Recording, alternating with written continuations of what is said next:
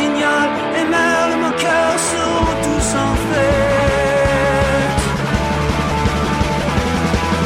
Les belles auront la folie en tête, et les amoureux du soleil au cœur quand nous chanterons. Le temps des cerises sifflera bien mieux, le merle moqueur.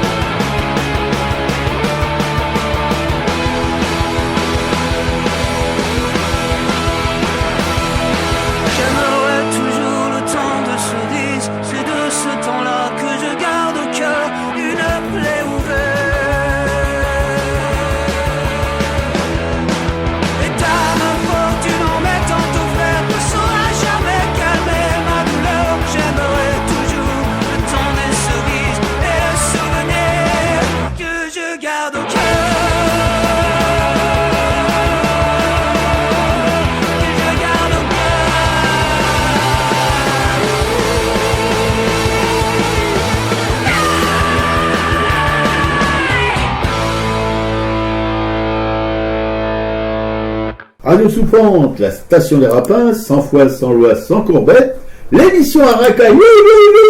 Je pense que vous êtes contents, les copains, copines, auditeurs de Radio Soupente. Voilà, vous êtes donc bien sur Radio Soupente. On est revenu, je suis revenu. Oui, elle est revenue. Hein? Elle est revenue, comment c'est dans La femme du boulanger, là, c'est la pomponnette. Hein? Un pompon, elle est revenue, la pomponnette.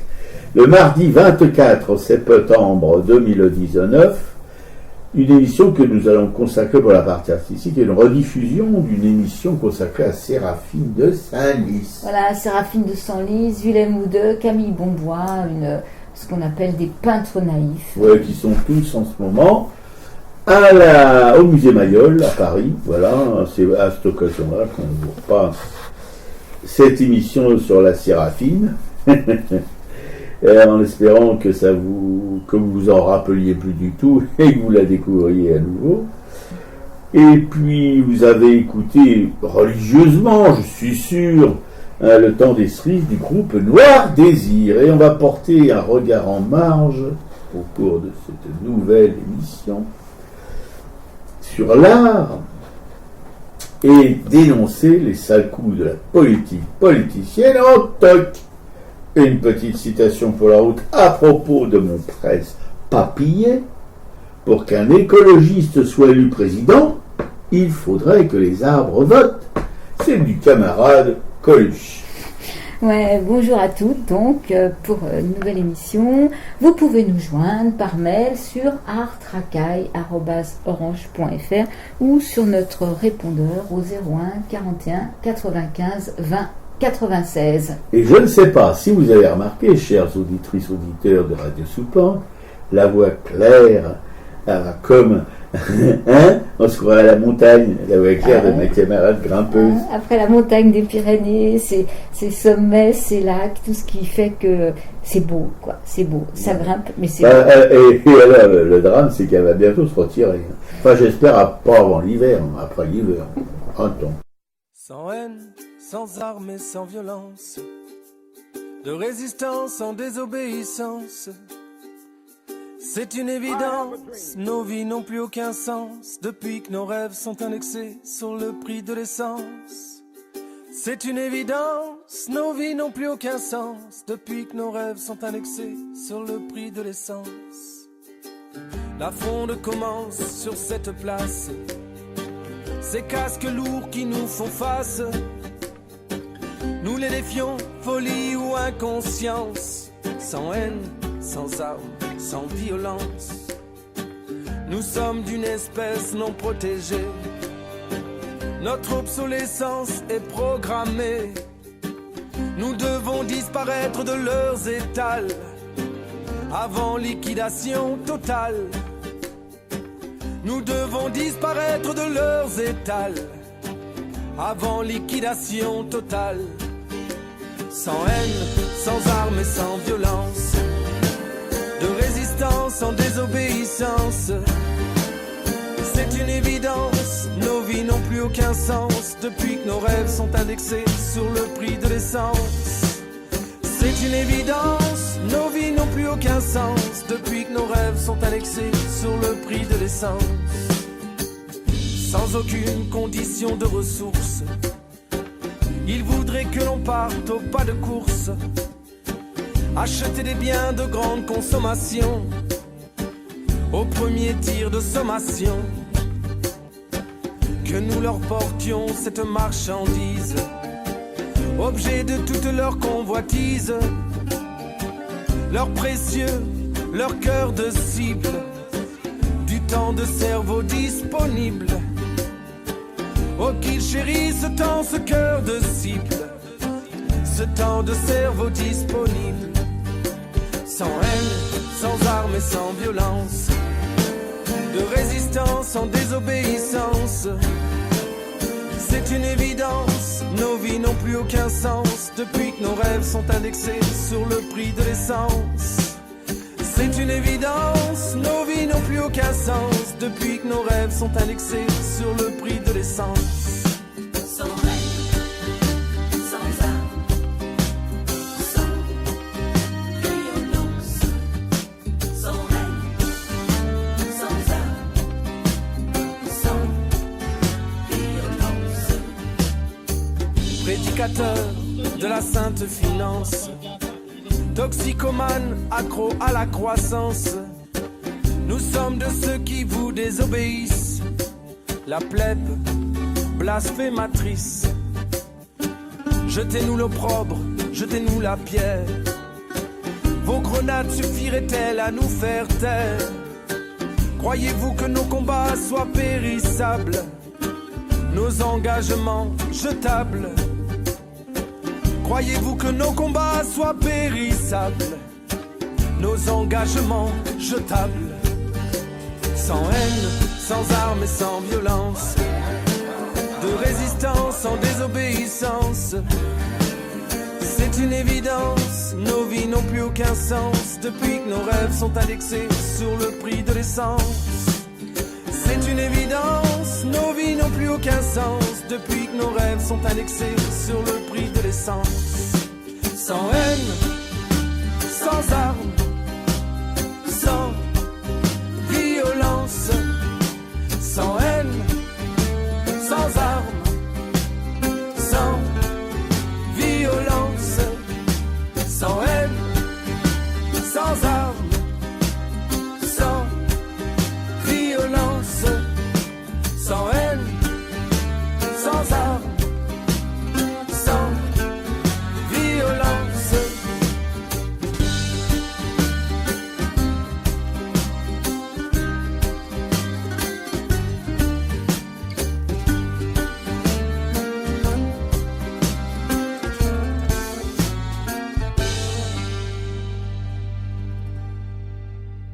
Sans haine, sans armes et sans violence, HK et les saltimbanques. Oui, magnifique chanson. Non, mais vraiment, plus j'écoute ce genre de chansons, plus je suis persuadé que c'est vraiment des bonnes. Quand j'ai dit ça, hein. Bon. C'est les Black Blocs. Les Black Blocs. Les Black Blocs. Les Black Blocs. Les Black Blocs. Les Black Blocs. Ça, Une vraie complainte lors de la manif sur le climat de samedi sur LCI. Une antenne qui n'a rien à envier à BFM TV. Une concurrence sauvage. Pour des commentaires plus cons, c'est la Camarde qui gagne ta dépouille. Particulièrement 2 commentatrices dont je n'ai pas retenu la fonction, ni le nom, une blonde, une brune, avec un ex-préfet à l'accent méridional, et je veux dire que les accents méridionaux, ça ne fait pas très crédible, entre nous soit dit. Moi qui ai vécu 25 ans en relégation en Provence, je peux vous le dire, quand j'entends des accents du sud, surtout les Provençaux encore dans le sud-ouest, je supporte, mais ceux de la Provence, pas du tout. Voilà. Des gens qui ne connaissent que Pouic aux Black Blocs, mais qui en oublient de causer de cette manif pour le climat, qui est le vrai sujet. Vous en conviendrez avec moi. Le sujet, ce ne sont pas les Black Blocs, mais plus fastoche de faire le buzz avec les Blacks que d'informer les gens sur cette très importante manif pour le climat. On en est toujours là sur les chaînes de téloche aux ordres. Il n'y a que les casques à pointe qui trouvent grâce à leurs yeux de non-voyants. Il faut dire que de ce côté, il y avait du monde et à peu près tous les corps de métier de la répression. Manquait juste la garde républicaine à cheval, mais pas la cavalerie moderne et mécanique, les chars et autres voitures blindées, pour lutter contre des jets de canettes. Bref, la cacophonie devenue habituelle, bavouillée par de vaillants reporters et commentateurs qui, encore une fois, ne semblent connaître que Pouic à ces mouvements de masse populaire. Par ailleurs, un juge a relaxé à Lyon des décrocheurs de portraits du président de la République. Oui, vos oreilles... Pardon. Vos oreilles sont propres et vos yeux pas bigleux. Vous avez entendu, vous avez lu cette nouvelle complètement dingue. Un juge qui relaxe des prévenus pour un acte sacrilège innommable, décrocher une photo de la tronche de Traviole du Macron service. Je sais pas pour vous, mais pour ma pomme, c'est la meilleure info de l'année. Au moins. Quand la justice est juste, faut en causer. Non, ça ne plaît pas, et l'affaire n'est pas dans le sac. Le parquet a fait ou va faire appel de ce jugement pour ne pas qu'il fasse jurisprudence. Pensez, si les juges se mettent à prendre des sentes à sauvagine pour rendre la justice... Non, pas de salisette, pas de salisette. Je dois suivre le fil de ma pensée. Au pied, quelle gueule la Belloubet. Pourtant, ainsi que tous ces maires qui font voter par leurs conseils municipaux des arrêtés qui repoussent l'épandage des pesticides à 150 mètres des habitations, pour le bien de leurs administrés, ce remue-ménage institutionnel fait là aussi un bien immense à nos consciences coupables. Oui, coupables d'accepter encore et encore les dérives d'un système qui se fout total de notre bien. Santé, matériel, moral. Dans les palais de la République, on s'en bat de ceux d'en bas. Sauf bien sûr lorsque leurs suffrages sont nécessaires à la prolongation de la vie de château de leurs locataires. Je suis prêt à parier que tout ça va finir en eau de boudin. La balance hésite. Va-t-elle pencher pour une fois du côté du peuple, ou encore et encore de celui des exploiteurs? Les Black Blocs, les Black Blocs, les Black Blocs, eux les responsables de tous nos malheurs, des gosses de riches, sûrement, entendus sur LCI de la bouche d'égout de ces 2 commentatrices et de l'ex-préfet. Heureusement, tenez-vous bien, piquez coups et ramenez les Pyrénées pour partager un goûter et à fermer la télé. Elle rentre, elle entend la télé, elle voit les images, clac, elle ferme. C'est pas vrai. Une radicale, la Louise, de la crème de Black Bloc, probable.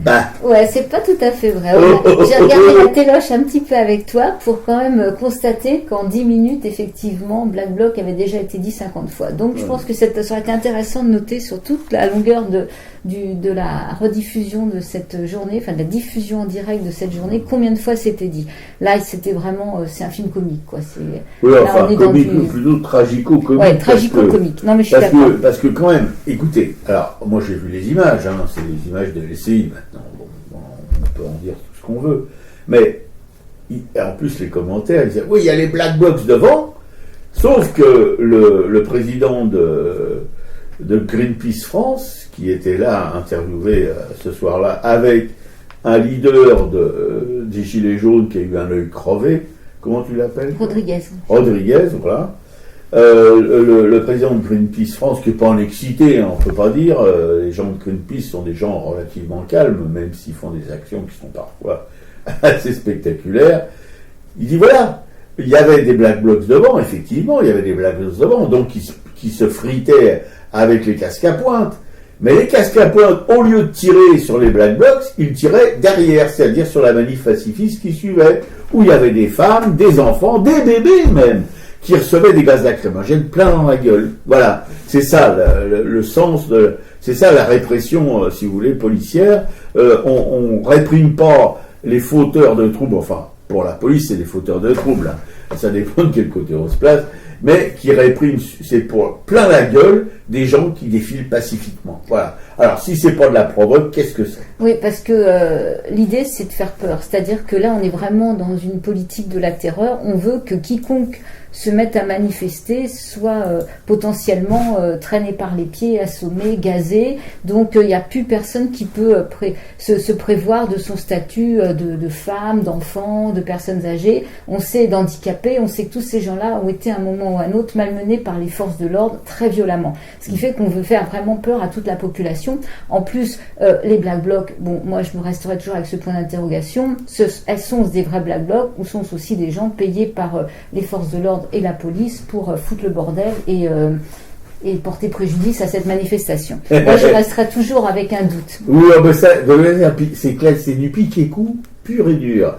Et de toute façon, elle n'est jamais contente bon, déjà les black blocs, mais je lui expliquais, pourtant, bon, j'essaye de faire un peu d'éducation populaire, je lui expliquais que les black blocs, évidemment que les flics ont du mal à cerner le problème, parce que le principe du black bloc, que tous ces gens-là ignorent, hein, les flics apparemment aussi, c'est qu'ils se constituent sur place. Il y a des gens qui arrivent un peu de partout, des manifestants qui vont faire un black bloc, mais ils ne sont pas concertés avant, il n'y a pas de concertation, il n'y a pas une organisation black blocs. Donc c'est très difficile de les identifier puisqu'ils ne sont pas constitués en association, en organisation, etc. Mais simplement, c'est le principe du black bloc, c'est le b.a.-ba du black bloc. On forme un black bloc sur place, avec des éléments qui arrivent de partout et qui sont difficilement repérables, sauf quand ils sont là, mais ils ont des cagoules et des caouets noirs, etc. C'est difficile aussi de les identifier. Et en plus, pour les attraper, c'est aussi difficile, parce que quand il y en a un qui se fait un peu serré de près par les casques à pointe, il y a ces petits copains qui arrivent et qui le libèrent. Donc voilà. Alors c'est ça. Et les reporters de LCI, ils sont même pas au courant de ce que c'est qu'un black bloc. C'est les black blocs, c'est les black blocs, c'est les black blocs, c'est les black blocs. Voilà, c'est tout ce qu'ils savent dire. Non, mais là, effectivement, on est complètement dans des commentaires. De toute façon, LCI, à la limite, on peut regarder quand il y a des manifs, qu'on n'a pas le courage d'aller à la manif, on peut regarder pour les images, mais surtout, on ferme le son de la télé, quoi. Parce que sinon, on pète sa télé ou son ordinateur. Donc, ouais. Et quand tu parlais des décrocheurs de tableaux, de portraits de Macron qui ont été relaxés, j'espère qu'on appelle, ils continueront de gagner, parce que là on a été encore plus loin. C'est qu'il y a un vidéaste qui s'appelle Vincent Verzac, qui est un youtubeur, qui a une chaîne qui s'appelle Partager c'est sympa, qui a filmé une action de ces décrocheurs de portraits dans le 5e arrondissement, à la mairie du 5e. Et en fait, lui, il vient de se faire aussi poursuivre par la justice, et il encourt également 5 ans de prison et 75 000 € d'amende. C'est-à-dire que à chaque fois, on recule d'un cran. C'est-à-dire que les décrocheurs de tableaux sont inculpés, mais maintenant la personne qui filme et qui met ça en ligne est aussi inculpée. On veut vraiment, comme je continue à dire, terroriser la population pour que plus personne ne moufte. Sauf que ça ne fonctionnera pas.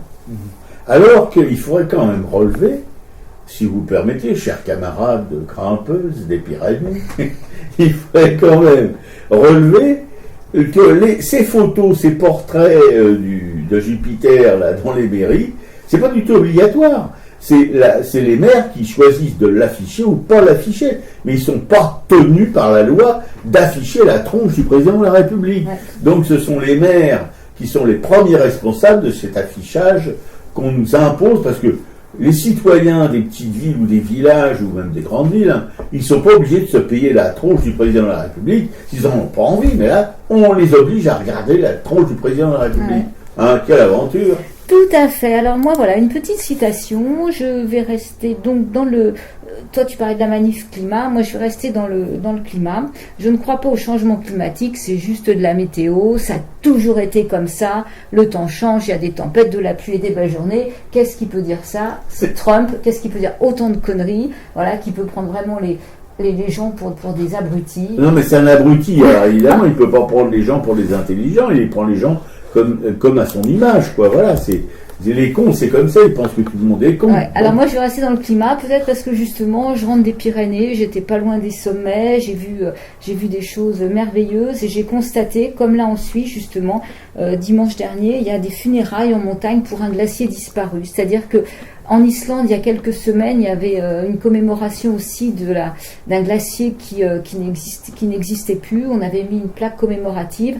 Et là, dimanche dernier, il y a une marche funèbre donc pour la disparition du Pitzol. Hein. Le Pitzol, c'est un glacier suisse.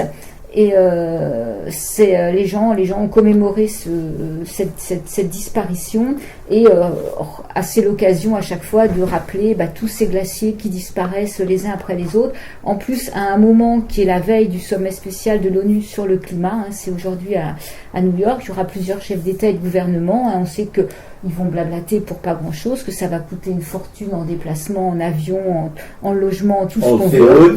Voilà, soi-disant pour limiter le réchauffement à 1,5 ou 2 degrés. On sait très bien que ça ne servira à rien, que ça va simplement, pour l'instant, continuer effectivement à augmenter ce coût de CO2.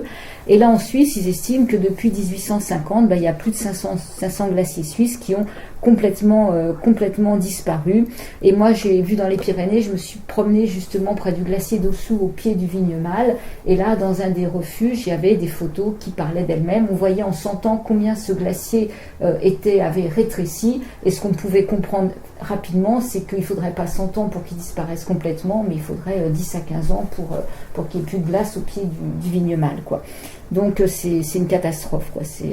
En Suisse, il y a quelques 4000 glaciers alpins, voilà, qui disparaissent. Enfin, c'est un peu partout ces mêmes choses. Donc on peut plus nier. Enfin, c'est plus possible de nier ce réchauffement. On le constate, quel que soit l'endroit où on se promène, quoi.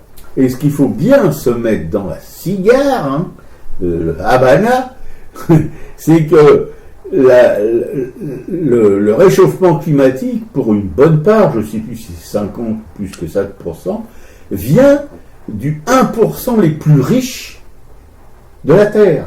C'est-à-dire que 1% des gens les plus riches, qui représentent quelques milliers de personnes, ils polluent beaucoup plus que tout le reste de la Terre, qui est composé de gens modestes pour la plupart, quand c'est pas des misérables, qui n'ont aucun impact écologique sur l'environnement, pour la plupart. Et voilà, c'est toujours... Regardez, et je pense que j'ai vu des articles sur la traversée en voilier de la petite Suédoise qui allait à New York pour se bagarrer pour le climat, et il y avait des journalistes qui avaient le culot, alors faut pas demander aux ordres de qui ils sont, qui avaient le culot de critiquer ce voyage en disant qu'avec son voilier, elle polluait. Mais seulement les chefs d'État qui vont aller à ce congrès bidon, à cette fête à neuneux du climat à New York, qui vont en jet privé ou avec leurs avions de président, etc., qui consomment des tonnes de CO2 à chaque voyage. Ah ben eux, non, on relève même pas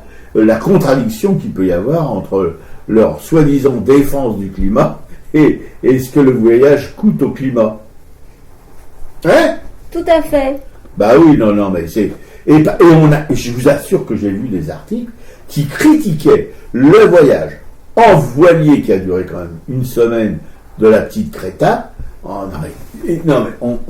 c'est tellement, comment je dirais, grotesque, c'est tellement carnavalesque qu'on en reste sur le fondement. Ouais, c'est un peu facile, tous ces gens qui s'attaquent à cette jeune fille, je trouve que c'est pitoyable, quoi. Et nos députés français en tête, et nos sénateurs en tête. Parce qu'il faut voir comment elle était accueillie dans les assemblées en France. Hein, et comment voilà, ces gens-là, ces vieux cons, parce que c'est tous des vieux cons, hein, qui vivent aux frais de la République, qui s'engraissent sur le dos du peuple qui crève de misère, parce qu'en France, il y a quand même une grande majorité de Français, c'est 10 millions, je crois, qui vivent en dessous du seuil de pauvreté, ou quelque chose de... Hein, et ces mecs-là, ils se vautrent dans leur bref, hein, ils pètent, ils rotent, etc. Ils bouffent comme des vaches, ils picolent comme des, on sait pas quoi, comme des dromadaires, mais au lieu de boire de l'eau, c'est du picrate, hein, puis pas du picrate à 2 balles. Hein. Les caves du Sénat ou les caves de l'Assemblée nationale, il faut voir ce qu'il y a comme pinard dedans. Voilà. Et ces gens-là, voilà, ils se foutent d'une petite nana de 16 ans qui pourrait être leur fille ou leur petite fille, qui se bat pour que elle et sa génération ne vivent pas dans un enfer qui sera dévasté par ces gros porcs. Enfin, qu'est-ce que ça peut dire? On va encore se faire avoir.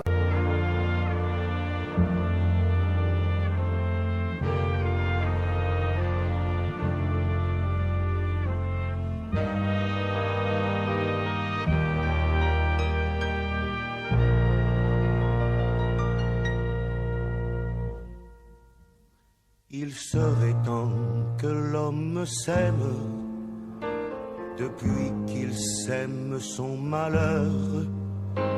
Il serait temps que l'homme s'aime, il serait temps, il serait l'heure. Il serait temps que l'homme meure, avec un matin dans le cœur. Il serait temps que l'homme pleure, le diamant des jours meilleurs. Assez, assez, crient les gorilles, les cétacés. Arrêtez votre humanerie. Assez, assez, crient le désert et les glaciers. Crient les épines hérissées, déclouez votre Jésus-Christ. Assez suffit.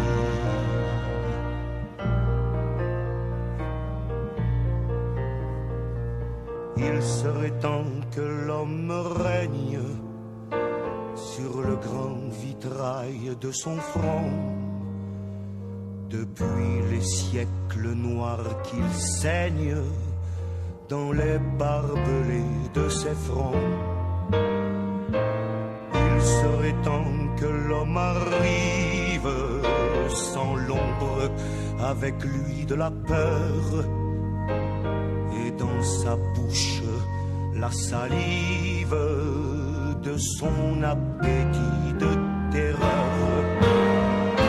Assez, assez, crie le ruisseau dans la prairie, crie le granit, crie le cabri. Assez, assez, crie la petite fille en flamme dans son dimanche de napalm. Éteignez-moi, je vous en prie. Assez suffit.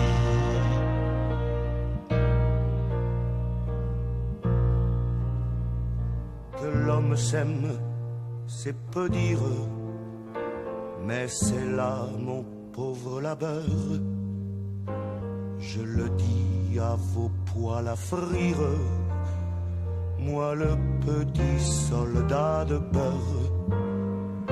Que l'homme s'aime, c'est ne dire qu'une parole rebattue,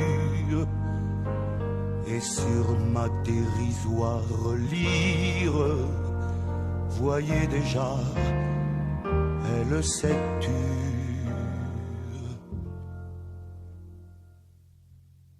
Mais voici que dans le silence s'élève encore l'immense cri.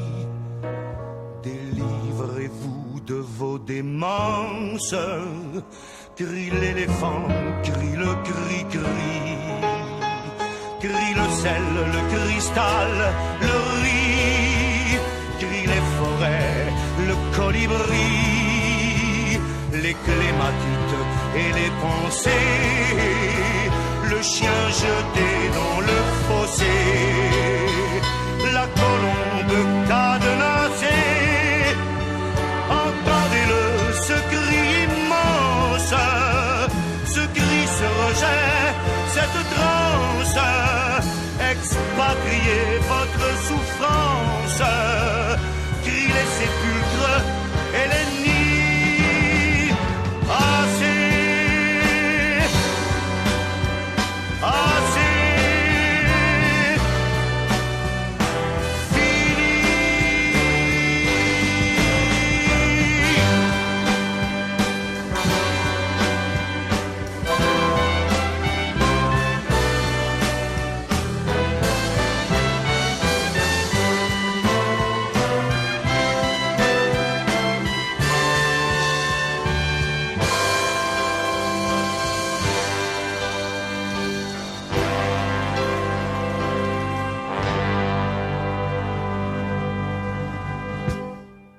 Assez, interprété par Claude Nougaro.